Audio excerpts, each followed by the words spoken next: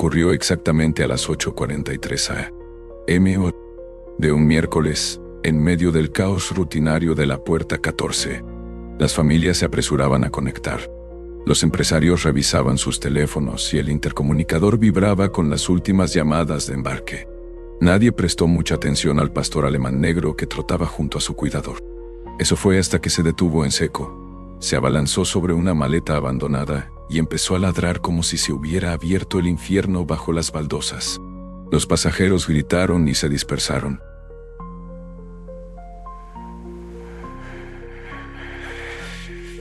A un hombre se le cayó el café. Un niño pequeño empezó a llorar, pero el perro, con las orejas hacia atrás y la mirada fija en la maleta azul marino, se negó a parar. Una pata lo golpeó, luego otra, y luego un gruñido gutural que heló la sangre de todos los que estaban cerca. La oficial Rachel Moore, cuidadora de Duke y veterana de 12 años de la unidad canina de la TSA, conocía ese sonido. No eran drogas, no eran fuegos artificiales. Ese ladrido significaba algo más, algo vivo, algo peligroso. O tal vez algo en peligro. «Retrocedan todos», gritó, apartando a Duke unos metros, pero sin apartar la nariz de la maleta. «Esto no es normal». «Está baja de peso». Emily no parpadeó. «Estoy segura». Mira la cicatriz en su ceja izquierda. Se la hizo el año pasado en un parque infantil. Rachel asintió lentamente. «Todavía estamos esperando el ADN, pero te creemos». El momento en que permitieron a Emily entrar a la habitación fue silencioso y surrealista. Lily estaba sentada en el borde de una cama de hospital con Bebe en brazos. Emily entró lentamente, agachándose para no sobrepasarla. «Hola, cariño», dijo con dulzura. «Soy yo. Soy mamá». Lily no habló. Le temblaban los labios. Sus manos aferraban con fuerza al conejo de peluche. Entonces se deslizó lentamente de la cama y cruzó la habitación hasta los brazos de su madre. Emily se derrumbó. No hay palabras para ese momento, solo sollozos y temblores. El sonido de una madre encontrando un pedazo de su corazón que creía perdido para siempre. Rachel se dio la vuelta, tratando de contener el dolor en sus propios ojos.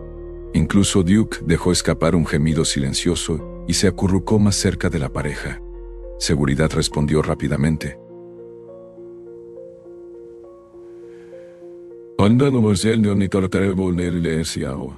En 90 segundos, un artillero con ropa acolchada inspeccionaba la maleta. Más tarde, en una sala de conferencias rodeada de detectives y trabajadores sociales, Emily relató la pesadilla. «Nunca le creí a Matt», dijo. Su historia cambiaba constantemente. Primero, fue su hermana. Luego, fue su novia. Entonces, de repente, dijo que la recogí temprano. Y ahí fue cuando la cosa se descontroló. Contrató un abogado y no pude demostrar nada. Todos me trataron como si estuviera histérica. «¿Crees que está involucrado en su desaparición?», preguntó un agente. Emily no lo dudó. «Creo que la vendió». La sala quedó en silencio. Rachel se inclinó hacia adelante. «¿Vendida?». Emily asintió. «Siempre ha sido un desastre. Debe dinero. Bebe demasiado. Creo que la entregó a alguien a cambio de dinero. No sé quién, pero no desapareció sola». Esa teoría se mantuvo, sobre todo cuando los detectives volvieron a revisar las grabaciones del aeropuerto y las compararon con las de seguridad de otros aeropuertos del país. Solo el año pasado, hubo otros 3 casos de maletas sospechosas abandonadas cerca de terminales. Todos estaban sin reclamar. Uno contenía narcóticos, otro no contenía nada. Pero el tercero, un asiento de coche vacío. Despejaron un perímetro de 6 metros, cerraron 2 puertas y consultaron los manifiestos de todos los vuelos cercanos. Ahora ese patrón tenía un rostro, una niña y un perro que se negaba a ser ignorado. Mientras tanto, Lily empezó a abrirse. Sus palabras eran sencillas, dispersas pero contundentes. Habitación oscura, paredes de plástico, sin comida, una señora con uñas rojas. Cuando le mostraron fotos de los archivos de los empleados del aeropuerto, señaló directamente a una empleada de limpieza que trabajaba en el turno de noche, despedida recientemente por no llamar ni presentarse. Su nombre era falso, le habían robado la identificación, pero Rachel sabía que estaban cerrando. Duke la había notado en la terminal y podría volver a hacerlo. Mientras los agentes federales desplegaban un equipo de trabajo más grande, Rachel estaba sentada con Duke en el pasillo del hospital, cepillando suavemente su pelaje. «Lo sabías», dijo en voz baja. «La oliste en esa maleta y sabías que no pertenecía allí». Duke le lamió la mano. «Y ahora», añadió, «vamos a averiguar quién la puso ahí». Del otro lado de la ciudad, llegó una pista anónima. Una mujer que coincidía con la descripción del conserje había sido vista subiendo a un autobús Greyhound con destino a El Paso. Seguridad extrajo la grabación. Tenía la misma cojera, la misma complexión, el mismo bolso de hombro. Pero Rachel no apartaba la vista de Duke. No parecía asustado. Parecía furioso. En sus manos, otra maleta. La estación de Greyhound en El Paso olía a diésel, sudor y a golosinas de máquina expendedora. Era de esos lugares donde nadie miraba a los ojos a menos que fuera necesario. Por eso nadie le prestó mucha atención a la mujer coja que arrastraba una maleta morada y desgastada. Pero la agente Rachel Moore y Duke no estaban allí para mimetizarse. Duke ya movía la nariz al cruzar las puertas automáticas, con el rabo bajo y el cuerpo tenso. No ladraba, todavía no. Pero Rachel ya había visto esa postura antes. Estaba captando el rastro. En algún lugar de la estación, la mujer responsable de la desaparición de Lily, y tal vez más, estaba cerca. Las imágenes de Greyhound no les habían dado un nombre, pero el software de reconocimiento facial había reducido la pista a una mujer que pasaba junto a Teresa Collins. Identidad falsa, sin número de la seguridad social, sin registro de impuestos. Pero hacía 2 meses. Había solicitado trabajo en 5 aeropuertos diferentes del suroeste. Uno de ellos, el de Dallas-Fort Worth. No había usado huellas dactilares en la solicitud. Llevaba guantes, usaba teléfonos prepago y viajaba ligera. Cuando el técnico dio la noticia sobre los explosivos, se oyeron murmullos. Los pasajeros empezaron a filmar. Salvo, claro, por las maletas, Duke se desvió repentinamente, tirando de Rachel hacia la esquina de la sala de espera. Una mujer estaba encorvada sobre una bolsa de patatas fritas y una mochila barata, con la sudadera boca abajo. Rachel se acercó lentamente. «Eoka, señor Ajo», dijo con voz serena. «¿No importa si le hago unas preguntas, Sue?» La mujer levantó la vista y por un instante la reconoció. Luego entró en pánico. Salió corriendo. Rachel no lo dudó.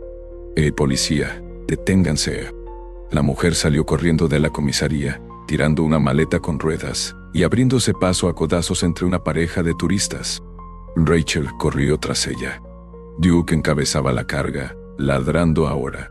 Graves ladridos de advertencia que resonaban por el pasillo de cemento. La derribaron justo afuera de la salida lateral. Revolvió, maldijo, arañó el brazo de Rachel, pero Duke se mantuvo atrás, ladrando furiosamente. La esposaron en el acto. En la comisaría local, la mujer se negó a dar su nombre. Sin abogado, sin confesión, sin reacción cuando mencionaron a Lily Granger, pero tenían su maleta. Alguien incluso bromeó: «¿Qué? Hay un bebé ahí dentro». No se equivocaban. Y dentro había artículos para niños, toallitas, refrigerios, 2 vasitos para bebés y un chupete casi idéntico al que encontraron en la maleta de Lily. Y la maleta morada tenía agujeros bajo la solapa. Este no era un caso aislado. Mientras tanto, en Dallas, Emily estaba sentada con Lily en el jardín del hospital. La pequeña aún estaba débil, pero estaba recuperando el ánimo. Señaló las flores, rió cuando un pájaro se posó en el banco junto a ellas y se aferró al meñique de Emily como si fuera su ancla. Emily no la soltó, ni siquiera cuando vibró su teléfono. Era una llamada del agente Prescott. Su voz era grave. Tenemos razones para creer que Lily no era la única. A Emily se le encogió el estómago.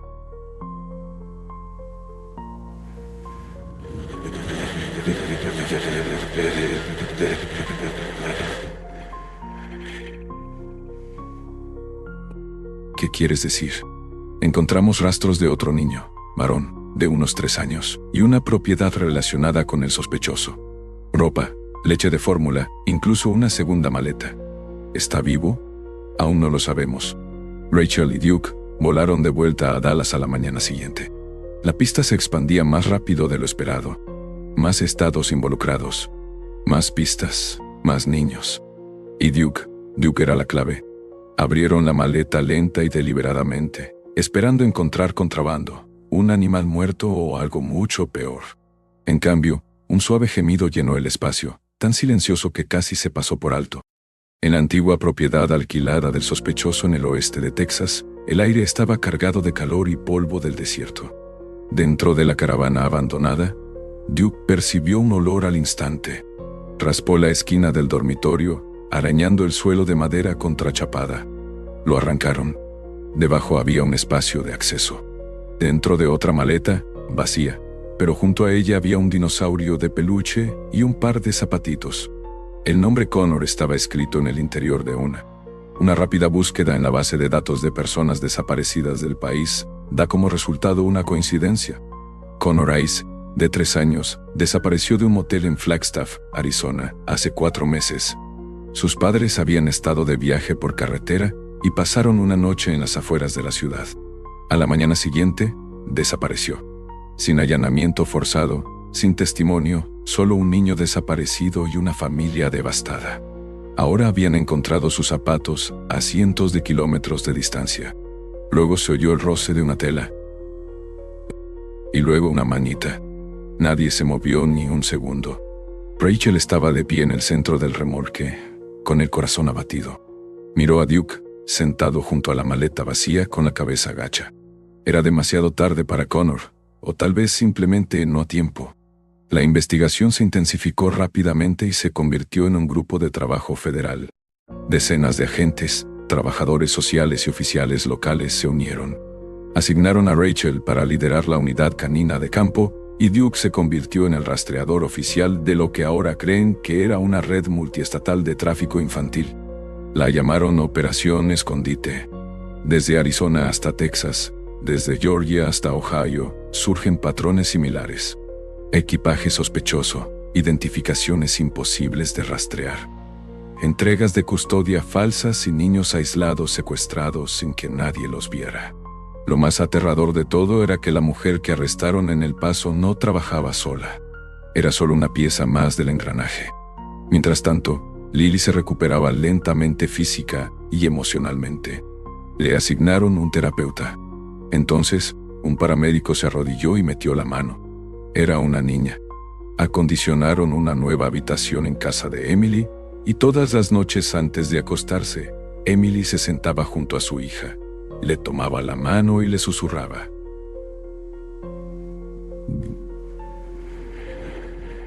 Y ya estás a salvo, Oco. Nadie te volverá a meter en una maleta. Una noche, Lily susurró. Eka la señora dijo, te había más, Emily. Emily se quedó paralizada.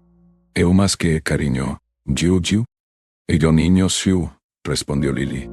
«O en otras maletas, Siu». El corazón de Emily se rompió de nuevo. En un momento de tranquilidad durante una vigilancia en Flagstaff, Rachel estaba sentada en la parte trasera de una furgoneta de vigilancia, con la cabeza de Duke en su regazo. «No eres solo un perro policía», murmuró. «Eres un milagro». Le frotó detrás de las orejas, recordando el día en el aeropuerto cuando todo cambió. Un ladrido, una maleta, una vida salvada, y ahora docenas más por rescatar. Estaban cerca, más cerca que nunca, y ya no se detendrían. De vuelta en Dallas, la mujer finalmente se derrumbó bajo el interrogatorio. Reveló nombres, puntos de entrega, casas de seguridad e incluso un sitio web oscuro utilizado para anunciar niños como material de entrega. Su testimonio condujo a arrestos en otros 3 estados, en las siguientes 48 horas. Pero un hombre sobresalía entre los demás. Alguien que no solo formaba parte de la red. Una bebé, de no más de 2 años, pálida, sudando, temblando, pero viva. La agente Rachel se adelantó instintivamente y se agachó junto al médico mientras sacaban con cuidado a la niña. Era quien la financiaba. Un contratista federal jubilado que vivía a las afueras de Atlanta. Un hombre con antecedentes limpios, una casa grande y sin hijos. Se hacía llamar el intermediario. Y tenía un último envío en camino, programado para ser recogido en 36 horas. Rachel empacó ligero. Duke ya estaba en la puerta, meneando la cola, con el arnés puesto. Esta vez no solo intentaban salvar a un niño. Intentaban acabar con el monstruo que creía que los niños pertenecían a bolsas. La casa segura estaba escondida en lo profundo de los bosques de Georgia. Una cabaña blanca con rejas enclavada entre pinos que susurraban al viento. Si pasabas por la carretera, ni siquiera la notarías. Solo otra estructura vieja rodeada de coches oxidados y antenas parabólicas apuntando al cielo. Pero el interior era otra historia. Internet de alta velocidad, monitores de vigilancia, maletines con bloqueo RFID apilados debajo de la cama. Cada pared revestida con aislamiento barato y espuma insonorizante. Vestía un pijama desparejado y tenía el pelo enmarañado por el sudor. Un chupete colgaba de una cinta sujeta al cuello. Este no era un lugar para vivir. Era un nodo en un sistema, y Duke lo supo en cuanto entró. Se le erizó la piel. Olfateó el aire, giró bruscamente y se dirigió hacia la puerta del sótano. «Espera», dijo Rachel, con la mano apoyada instintivamente en su arma reglamentaria. El agente Prescott asintió. «Vamos juntos». Bajaron lentamente. Los escalones de madera crujieron bajo sus botas. El aire se volvió más fresco y húmedo. Al final, había una habitación de bloques de hormigón con un generador zumbando en la esquina y otra maleta. Era un rosa brillante con personajes de dibujos animados y pegatinas. Demasiado normal, demasiado limpio. Duke estaba sentado junto a él, en silencio, pero con la mirada fija. A Rachel se le encogió el pecho.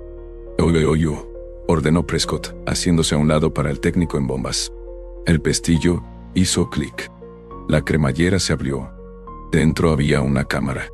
Ni un niño, ni ropa, solo una cámara digital pegada con cinta adhesiva al forro, parpadeando en rojo. En sus brazos, un conejo de peluche desgastado. La multitud se llenó de asombro. Los teléfonos bajaron, grabando. El corazón de Rachel dio un vuelco. «Es un cebo». Y así, todas las pantallas de la habitación se encendieron. Apareció un video granulado.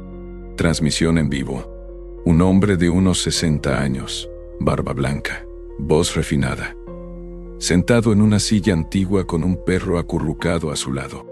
«Oficial Mourier», dijo con naturalidad. «Veo que encontraste mi regalito». Rachel se puso rígida.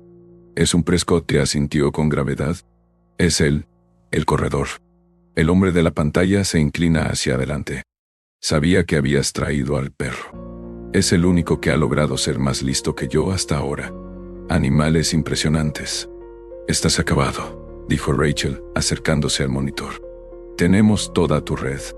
Nombres, puntos de entrega, testimonios». El corredor sonrió. «Oh, no lo dudo. Pero te falta una. La última». Rachel se quedó paralizada. «¿Qué? ¿Cómo ni se conoció? ¿La chica?», dijo. «La de Little Rock. Cabello rubio. Mochila de Elsa. Y más hizo un tema sobre esa precarió. Aún no ha llegado». Hizo una pausa para darle un toque especial. «Pero está programada para ser cargada en 2 horas en la puerta B29 de Hartsfield Jackson». «¿Le envió flores?». Se hizo el silencio. Rachel miró los ojos abiertos y desencantados de la niña, y algo en lo profundo de su pecho se quebró. Rachel apretó los puños. «¿Dónde está?». La pantalla se oscureció. Se movieron rápido. El FBI autorizó un jet privado. En 40 minutos, Rachel, Duke y un equipo de trabajo despegaron rumbo a Atlanta. La sesión informativa en el avión fue tensa y silenciosa.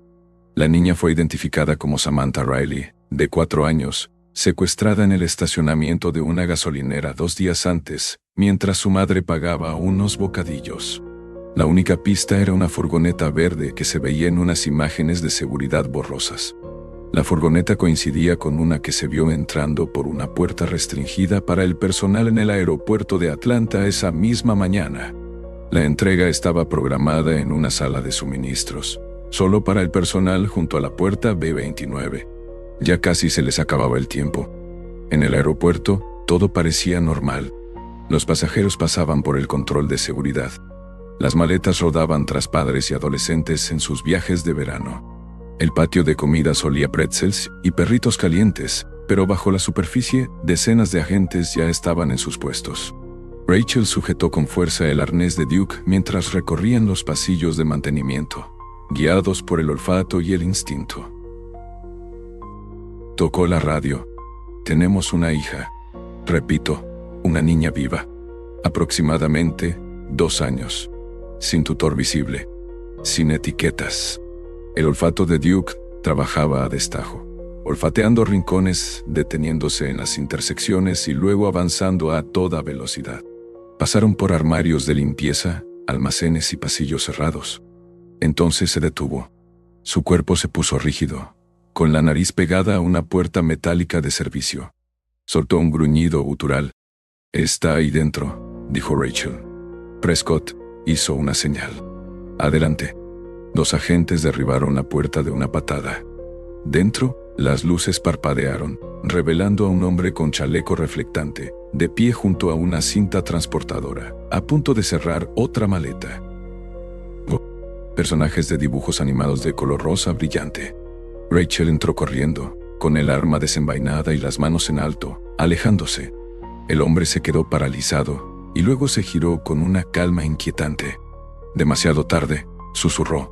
Rachel disparó un tiro policial al techo. Ahora se arrodilló.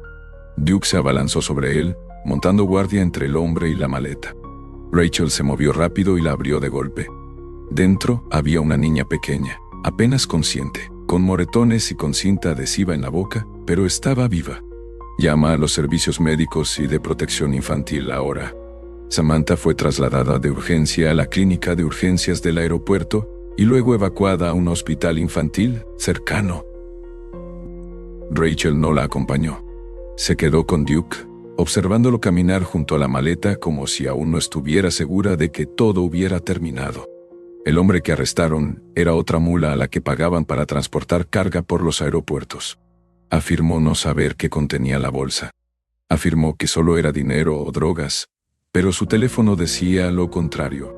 Mensajes de TV, horarios, direcciones, una nota de voz con una frase escalofriante, siempre doble bolsa, los niños hacen ruido. De vuelta en el centro de mando, todo empezaba a encajar. 10 niños recuperados en 5 estados. 4 sospechosos arrestados y un hombre sigue suelto, el corredor. Rachel miró fijamente la pared de fotos, mapas y cuerdas. Toda flecha lleva de vuelta a Atlanta. «Quiero volver a esa casa», dijo. «La del bosque». Prescott arqueó una ceja. «¿Por qué?» «Porque Duke encontró algo allí, algo que se nos había pasado por alto. En la furgoneta de emergencias, la bebé, apodada Jane Doe por el momento, estaba envuelta en una suave manta de lana y le ofrecían pequeños sorbos de Pedialyte. Su respiración se estabilizó. Regresaron esa noche justo después del atardecer. Duke corrió hacia adelante en cuanto se abrió la puerta, ladrando de nuevo hacia el sótano, pero esta vez se detuvo en seco. Se giró hacia la pared y empezó a arañar. Rachel dio un paso adelante y golpeó el hueco. Agarraron palancas, linternas y arrancaron los paneles falsos del bloque de hormigón.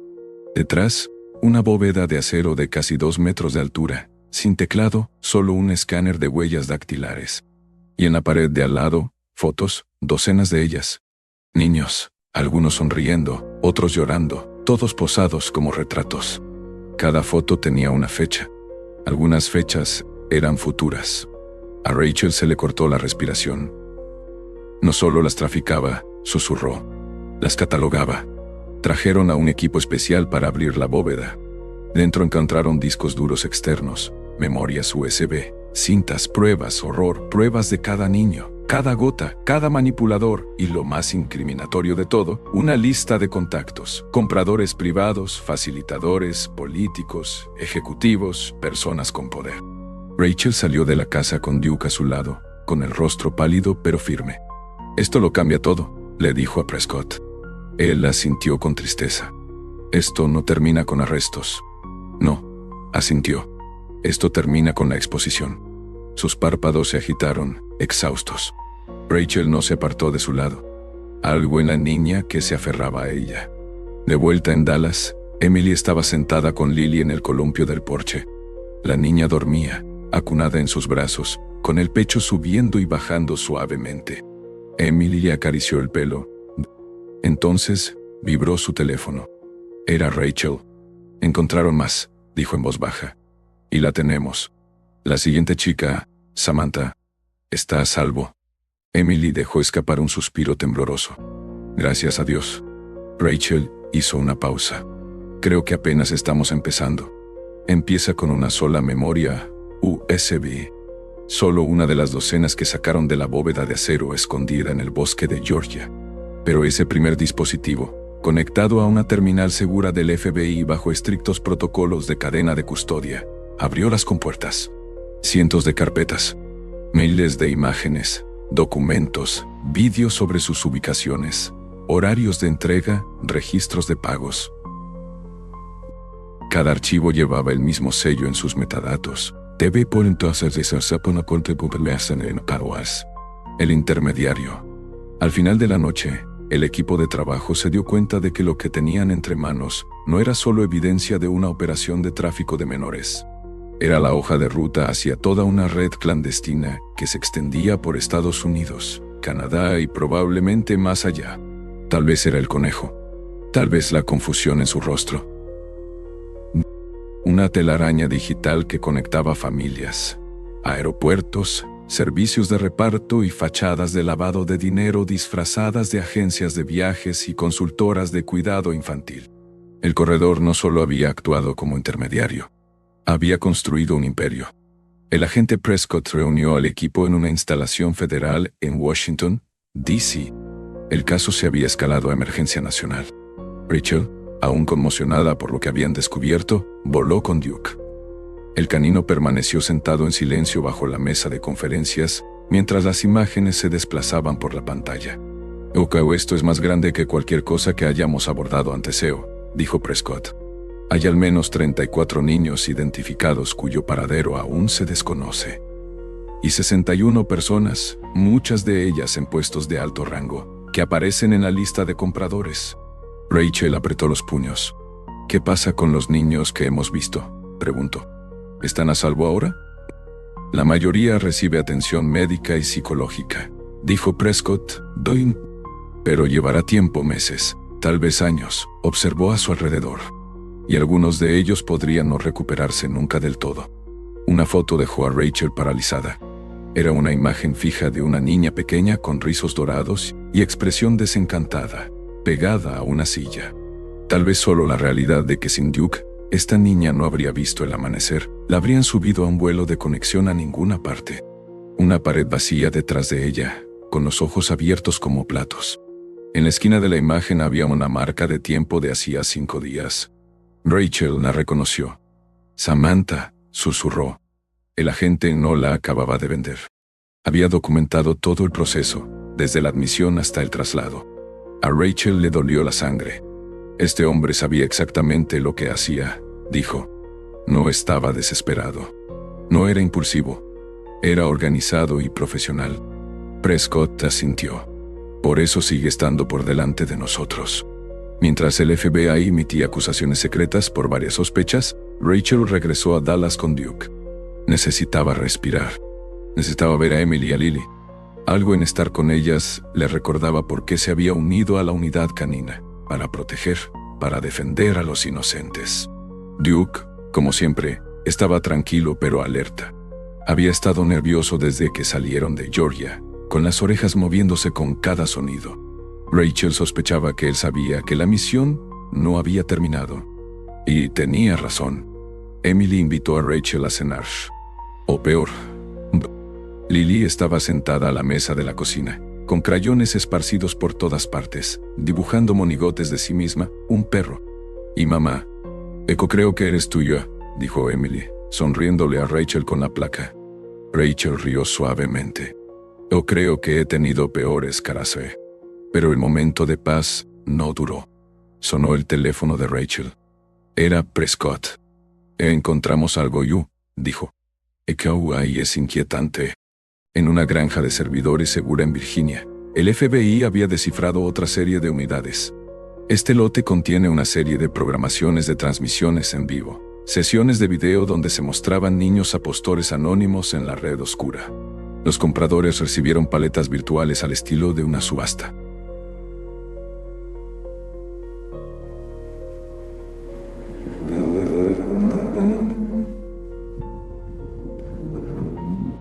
Fue más que criminal.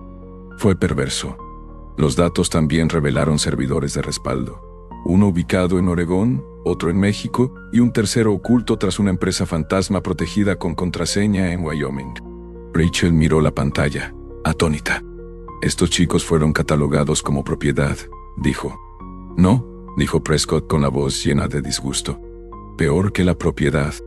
Bienes desechables. Un sargento se acercó con los ojos abiertos. Aún no encontramos ningún informe de desaparición que coincida con ella. Mientras tanto, de vuelta en El Paso, la mujer coja, Teresa Collins, si es que ese era su verdadero nombre, por fin empezó a hablar. Aceptó testificar a cambio de prisión preventiva. Reveló casas de seguridad, sistemas de mensajería y los nombres de agentes de bajo rango. Incluso admitió que tenía previsto transportar a otra niña antes de que Duke detectara a Lily. Pero lo que no quiso revelar fue la verdadera identidad del intermediario. Yo nunca vi su cara, afirmó. Yo solo oí su voz por un altavoz. Siempre estaba observando, siempre escuchando. Dice entre el cepillo nació se siente escuchando. ¿Y los pagos, Hoyu? Preguntó Rachel durante una videoconferencia. Criptomonedas, dijo. Siempre Monero pagaba bien, mejor que la mayoría. ¿Y por qué niños? Teresa hizo una pausa y luego dijo algo que le revolvió el estómago a Rachel. Porque no huyeron la primera vez. Confían, y eso los hace fáciles. El FBI emitió una orden de búsqueda nacional. Estén atentos para detectar a personas que coincidan con la descripción física del corredor. Basándose en la transmisión en vivo, un artista forense reconstruyó un retrato facial. Ni identificación, ni etiqueta de equipaje, ni declaraciones de adultos, nada. Hombre blanco, de unos 60 años, con cicatriz en la sien izquierda, gafas usadas, acento sureño, complexión delgada. Rachel contempló la imagen. Parecía normal, común y corriente, como un maestro de escuela jubilado o el abuelo de alguien. Odiaba eso. Odiaba que los monstruos pudieran tener rostros tan humanos. De vuelta en Dallas, Rachel se reunió con un técnico que había estado revisando los metadatos del disco. Se acercó, emocionado. Hay un rastro de migas de pan. Rachel arqueó una ceja. ¿De qué tipo? Correos electrónicos. No directos, sino cifrados, usados para comunicarse entre los administradores. Y adivina qué. Uno de ellos hizo ping accidentalmente desde una red Wi-Fi no segura en Jacksonville, Florida, en una cafetería. A Rachel se le aceleró el pulso. Así que tenemos mejor su ubicación. Sabemos dónde inicia sesión. Se coordinaron con el Departamento de Policía de Jacksonville y el Departamento de Seguridad Nacional y tendieron una trampa. Agentes encubiertos reemplazaron a los baristas. Se actualizaron las cámaras de seguridad. Es como si nunca se hubiera supuesto que existiera. Rachel miró a Duke. Se estableció un perímetro discretamente. Y al tercer día, entró un hombre con gorra de béisbol y pantalones cortos cargo. Pidió café solo sin azúcar. Se sentó en la mesa de la esquina y abrió su portátil. 30 segundos después, el sistema marcó su dirección. IP.p. Era él, el corredor. Rachel y Duke acudían a raudales esa noche. A la mañana siguiente, entró en la cafetería con Duke a su lado. Él no ladró. No gruñó. Caminó directo a la mesa del hombre y se sentó. El corredor levantó la vista lentamente, sonrió y dijo: te has tardado bastante. Lo arrestaron sin incidentes. Pero lo que vino después no fue nada fácil. El corredor se negó a hablar. Exigió un abogado y luego alegó que no tenía las facultades mentales necesarias. Estaba sentado orgulloso a su lado, con la cola enroscada alrededor de las patas. Intentó culpar de todo a elementos deshonestos. Afirmó que las pruebas habían sido manipuladas, pero el disco duro decía lo contrario.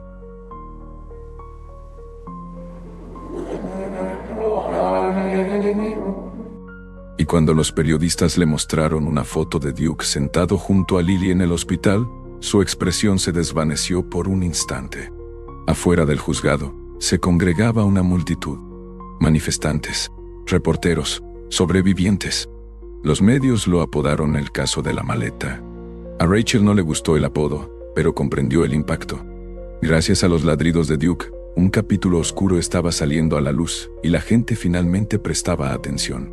En las semanas siguientes se realizaron más arrestos, se encontraron más niños y se escucharon más voces. Una noche, Rachel estaba sentada en casa hojeando el expediente de entrenamiento de Duke. Su certificación, sus logros, sus medallas.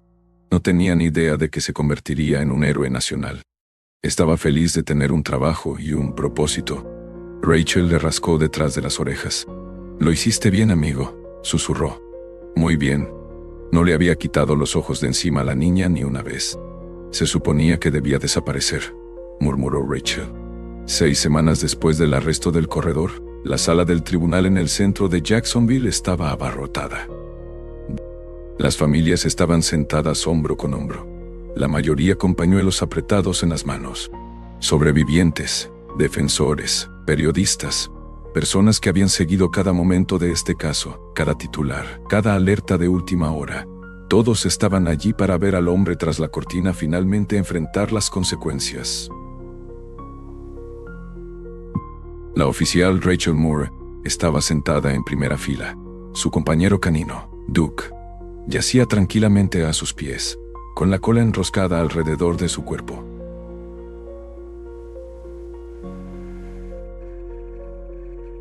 Llevaba su arnés de gala, de nylon negro con una placa de servicio 9 de latón, y en el collar, una pequeña placa plateada que decía: «Llega la vio cuando nadie más pudo ver».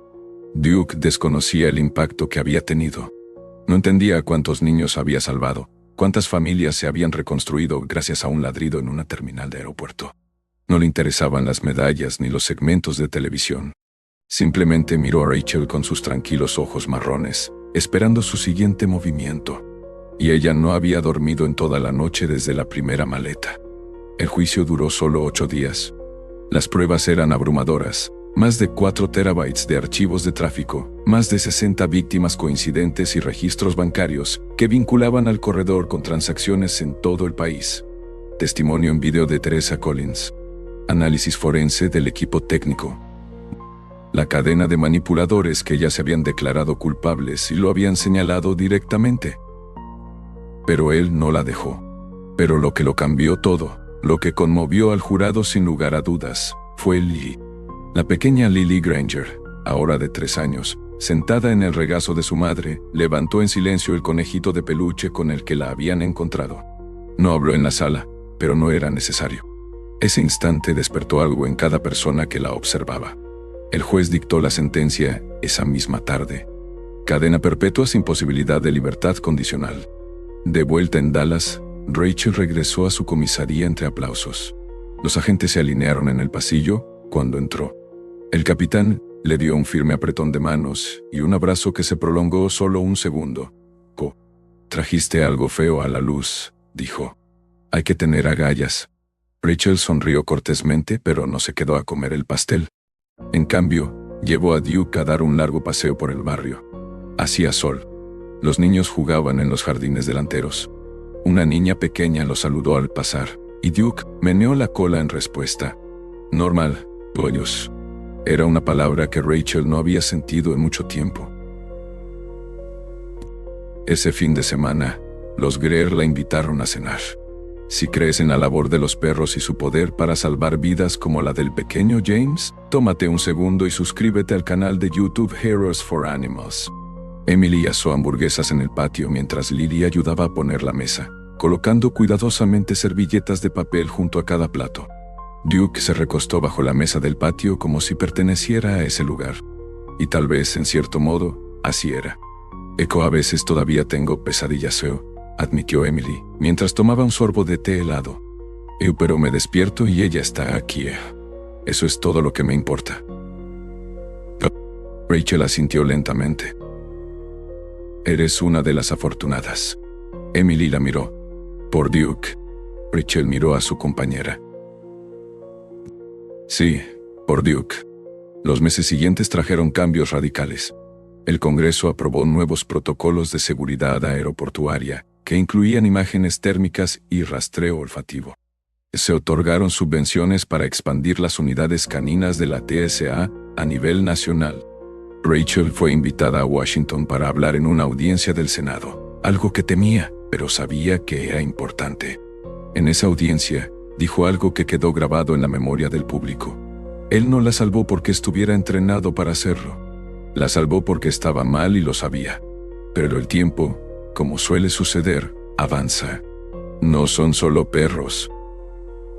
Algunos sobrevivientes lo hicieron público, otros no.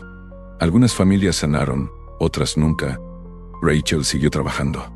Duke siguió olfateando. Y luego, aproximadamente un año después, ese mismo día, en la puerta 14, Rachel entró en la veterinaria para una revisión de rutina, y todo cambió. Oga, sus caderas están fallando, dijo la veterinaria con suavidad. Te lo han ayudado a salir, pero el dolor está empeorando. Sé que es duro oírlo, pero quizás sea el momento. A Rachel se le hizo un nudo en la garganta. Sigue alerta, argumentó. Eiko aún quiere trabajar. El veterinario sonrió con tristeza. Sé que llama, pero ahora se merece descansar. Una semana después, Rachel le organizó a Duke una fiesta de jubilación en la comisaría. Los agentes llevaron golosinas y juguetes. Niños de la comunidad vinieron a acariciarlo y a posar para fotos. Había una pancarta que decía: «Era buen chico para siempre». Rachel intentó controlarse, pero cuando le quitó el arnés por última vez y lo dejó sobre su escritorio, lloró como no lo había hecho desde que encontraron a Lily. Es con 4 patas y un propósito, y sus historias merecen ser contadas, pues los medios de comunicación se enteraron del suceso. Él le lamió la cara. Era la forma en que Duke le decía que estaba bien. Pasó su jubilación tumbado en los bancos de sol, cerca de la ventana, dormitando a los pies de Rachel durante las noches de cine y dando paseos tranquilos por el parque. Y todos los domingos pasaban por casa de los Granger, donde Lily salía corriendo, gritando: ¡Ea! ¡Mi héroe está aquí! Siempre menea la cola. Siempre se lo recuerda. Una noche, después de un día largo y tranquilo, Rachel se sentó a su lado en el sofá. Cambiaste el mundo. ¿Qué? ¿Lo sabes? Yo, gimió. Ella con tu nariz, con tu ladrido. Él le dio un empujoncito en la mano con la nariz. Y no me importa qué metales me hayan dado. Fuiste tú quien hizo la llamada. Fuiste tú quien no soltó esa maleta. Se rió suavemente, con lágrimas en la voz. Fuiste tú quien lo supo todo el tiempo. Duke apoyó la cabeza en su regazo, suspirando, cerrando los ojos lentamente. Y en ese momento Rachel sintió algo que no se había permitido sentir. Paz. Punto. Un año después, una estatua se alza frente al aeropuerto internacional de Dallas-Fort Worth. Las imágenes se hicieron virales. No es grandiosa, solo una escultura de bronce de un pastor alemán junto a una maleta. En la base hay una placa que dice en honor al perro Duke, cuyo ladrido salvó a un niño y rompió un silencio que ya no podemos permitirnos. Gente de todas partes vino a verla. Los sobrevivientes dejan peluches. Los auxiliares de vuelo se detienen a leer la placa entre turnos. A veces, las familias hacen una pausa para agradecer. Y de vez en cuando, una niña de cabello castaño y rizado los visita y deja un conejito de juguete a sus pies. Gracias por seguir este viaje. Historias como la de Dukes no solo hablan de crímenes. Hablan de la valentía que se necesita para detenerlos. Las personas y los animales que no apartan la mirada, que ladran cuando otros guardan silencio. En Héroes por los Animales, creemos que cada criatura tiene una vocación. Y a veces, el olfato de un perro puede revelar las verdades más profundas de la humanidad. Pastor alemán salva a bebé, y maleta del aeropuerto iluminó las pantallas de televisión de todo el país. Si esta historia te conmueve, te invitamos a suscribirte al canal y compartir la historia de Duke con otros. Deja que su legado inspire a más héroes con pieles, botas y en cada barrio que nos rodea. Y ahora queremos saber de ti. Si Duke pudiera decirle una sola frase al mundo, ¿qué crees que diría? Cuéntanoslo en los comentarios. Estaremos leyendo cada vez. Las entrevistas se multiplicaron. La gente quería saber quién era la niña, quién la había abandonado y cómo demonios una niña de 2 años terminó metida en una Samsonite como la chaqueta de la temporada pasada. Pero entre bastidores la investigación fue todo menos ordenada. Las imágenes de seguridad mostraron que la maleta fue dejada junto a un contenedor de basura apenas 15 minutos antes de la reacción de Duke. Pero quien la dejó llevaba una sudadera con capucha enorme, gafas de sol y una mascarilla médica. Su género, raza y edad estaban completamente ocultos. Peor aún, la persona caminaba con pasos pausados, sin dejar huellas, sin objetos caídos ni firma rastreable. Era como si no quisieran que encontraran a la niña, pero tampoco que la declararan culpable de asesinato. ¿Por qué dejarla en público?, preguntó un detective en voz alta. ¿Por qué no?, respondió Rachel antes de que nadie más pudiera hacerlo. Porque alguien esperaba que no nos diéramos cuenta. De vuelta en el hospital, la niña finalmente se despertó. Abrió los ojos lentamente y buscó la mano de la enfermera. ¿Tienes nombre, cariño?, susurró la enfermera. ¿Puedes decir tu nombre? La niña parpadeó y señaló al conejito en su regazo. Bibi, murmuró. Rachel estaba de pie junto al cristal, observando. Su mente daba vueltas. Ese momento se repetía una y otra vez en su cabeza. La forma en que Duke había gruñido, el peso de la cremallera al abrirse, el horror que se desató en segundos. ¿Qué clase de persona podría hacerle eso a una niña? ¿Qué esperaban que pasara? Pero había algo más, un detalle que se le clavaba como una espina. La maleta no tenía etiqueta. Claro, sin huellas dactilares. De acuerdo. Pero Duke se había comportado como si supiera más. Como si este olor no le resultara desconocido. Como si no se tratara de un simple crimen. Rachel se inclinó y acarició el pelaje de Duke con los dedos. Aún no hemos terminado, ¿verdad, muchacho? Soltó un suave bufido y apoyó la barbilla en su bota. Más tarde esa noche, una enfermera llegó corriendo por el pasillo con una tableta. Quizás tengamos una coincidencia, jadeó. En la pantalla se veía una imagen granulada de un folleto de niños desaparecidos. De 6 meses. Una bebé sonriente con los mismos ojos, el mismo cabello castaño y rizado. Nombre, Lily Granger. Edad al desaparecer, 19 meses. Vista por última vez en Albany, Nueva York. No se ha vuelto a ver. El caso estaba casi cerrado. Los padres se habían divorciado. El caso se había estancado. Pero ahora, el corazón de Rachel late más fuerte. Volvió a mirar a Duke. Buen chico, susurró. No solo le salvaste la vida, Quizás hayas guardado su nombre. Emily Granger acababa de terminar su segunda taza de café cuando escuchó la noticia. El sol de la mañana se filtraba perezosamente por la ventana de su cocina en Syracuse, Nueva York, antes al sicón. La televisión estaba encendida de fondo, con un programa de relleno sobre retrasos en los aeropuertos y protocolos de seguridad. Su hijo de 5 años, Jake, ya estaba de pie, sentado con las piernas cruzadas frente a su tazón de cereal, tarareando. Entonces escuchó las palabras. Eta un perro 9 de la tía. Descubrió a un niño pequeño vivo dentro de una maleta en el aeropuerto internacional de Dallas-Fort Worth. La mano de Emily se quedó paralizada en el aire. Se giró hacia la pantalla, esperando alguna broma rara o un chiste macabro. Pero entonces vio la grabación, el perro, la maleta, la niña. Dejó caer la taza de café. Se hizo añicos en el suelo, pero apenas se dio cuenta porque la niña en la pantalla, la de rizos enredados que sostenía un conejito de peluche desgastado, se parecía exactamente a Lily, su Lily, la hija a la que no había visto en más de 6 meses. Había sido el medio año más largo de la vida de Emily. Lily había desaparecido durante lo que se suponía sería un fin de semana normal con su padre, Matthew. El acuerdo de custodia llevaba casi un año en vigor, y Emily se había esforzado por mantener la compostura.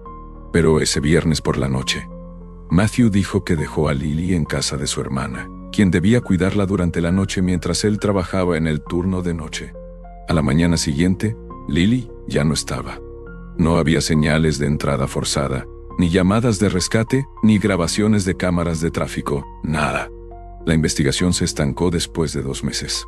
Matthew contrató un abogado y dejó de cooperar.